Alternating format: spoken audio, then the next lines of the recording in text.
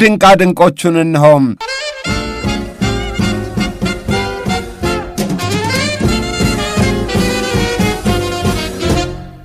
እናንተዬ ጀርባን ወደ መሮጫው አቅጣጫ አድርጎም የኋሊት ይሮጣሉ ካላችሁ በአንታርክቲካ የበረዶ ምድር ላይ ሮጠው ያሳዩት ብርቶች እንዴታ ይቻላል እንጂ ይሏቸዋል። ከተለያዩ ሀገሮች የተውጣጡ ከ20 የማያንሱ ሯጮች የ1.4 ኪሎ ሜትር ያህል የኋሊት የሩጫ ፉክክር አድርገዋል። የኋሊት ሩጫው ቀላል አይደለም። በዛ ላይ በበረዶ ንጣፍ ላይ የተደረገ በመሆኑም አስቸጋሪ ነበረ። ያም ሆኖ ተፎካካሪዎቹ የኋሊት ሩጫውን መወዳደሪያ እንደሚወጣው በተግባር አሳይተዋል፣ አስመስክረዋል። ታዲያ እየወደቁና እየተነሱም በጀርባቸው እየተንጋለሉ ውድድሩን ያደረጉም አሉ። ሳይወድቁ በራሳቸው መላ የፈጠኑም ነበሩ። ቀስ ብለው የመራመድ ያህል የተወዳደሩም ነበሩባቸው። በበረዶ ላይ የኋሊት ሩጫው በስፖርቱ መስክ አዲስ ዘርፍ ሊወጣው እንደሚችል ተስፋ ተደርጓል። የሰሞኑ ጅማሬው በመሆኑም ፈርቀዳጅ ሆኗል። በውድድሩ ካናዳዊው ፍሬድሪክ አውብሪ አሸናፊ ሆኗል። ከምናልባትም በላይ የኋሊት ሩጫው ለወደፊቱ ዓመታዊ መወዳደሪያ ሊወጣው እንደሚችል መገመቱን በአግራሞት የጻፈው ኢንሳይድ ኤዲሽን ነው።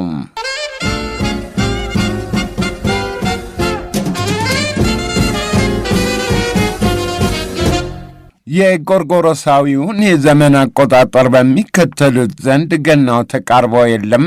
በዓሉ ሲነሳ ከገና ዛፍ ውጭ አይታሰብም። ታዲያ የገና ዛፍ ሽብረቃና ማጋጌጡም ከጊዜ ወደ ጊዜ ፈጠራው እየጨመረ ነው። በእንግሊዝ ሙር ሆቴልና ስፓ ከመግቢያው ያስተከለው የገና ዛፍ በአይነቱ ለየት ያለ ሆኗል። እንደ ብዙዎቹ የገና ዛፎች ከመደቡ ሰፋ ብሎ ከፍታው ሲጨመር ሾጠጥ ብሎ ይረዝማል። የገና ዛፉ ከመሰረቱ እስከ ጫፍ አናቱ ከ7.6 ሜትር በላይ ይረዝማል። ከነ ማጋጌጫው በጣሙን ያምራል። ታዲያ ይሄ ግዙፍ ሰው ሰራሽ የገና ዛፍ ቅጠል የሚመስለውም ሌላም አንድም ሳይቀር የፊኛዎች ስብስብ ነው። ሙሉ በሙሉ ፊኛ ስሪቱን የገና ዛፍ ለማቆም 20 በጎ ፈቃደኛ ኢንጂነሮችን የ5 ቀናት ሙሉ ድካም ጠይቋቸዋል። ኢንጂነሮቹ ቢለፉና ቢደክሙ አይቆጫቸውም።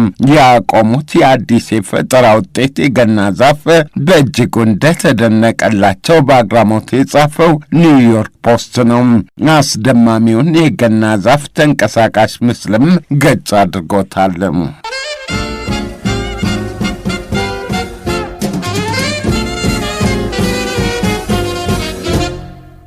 የብሪታንያውያኑ ባልና ሚስት ሪቻርድና ፋይስ ስቴቨንሰን ዴቪስ እድለኛነት በጣም እያስገረመ ነው። ባልና ሚስቱ ከ7 ዓመታት በፊት በዩሮ ሚሊዮን ሎተሪ የ1 ሚሊዮን ፓውንድ አዱኛ አፍሰው ነበረ። በቅርቡም ተመሳሳይ ሎተሪ ቆረጡ። ከ7 ዓመት በፊት ከደረሳቸው ገንዘብ ሳይጨምርም ሆነ ሳይቀንስ ሌላ 1 ሚሊዮን ፓውንድ ማግኘታቸው አስገርመዋል። የጎርጎሮሳዊውን የዘመን አቆጣጠር በሚከተሉ ሀገሮች የገና በዓል እየተቃረበ አይደል? ባልና ሚስቱ በዚህ ሰሞን የሌላኛው ታላቅ የሎተሪ ባለ ዕድል መሆን ተጨማሪ የበዓል ማዳመቂያ እንደወጣው በአግራሞት የጻፈው ዩፒአይ ነው። አድማጮች ድንቃድንቆቹ የሰማችኋቸው ናቸው።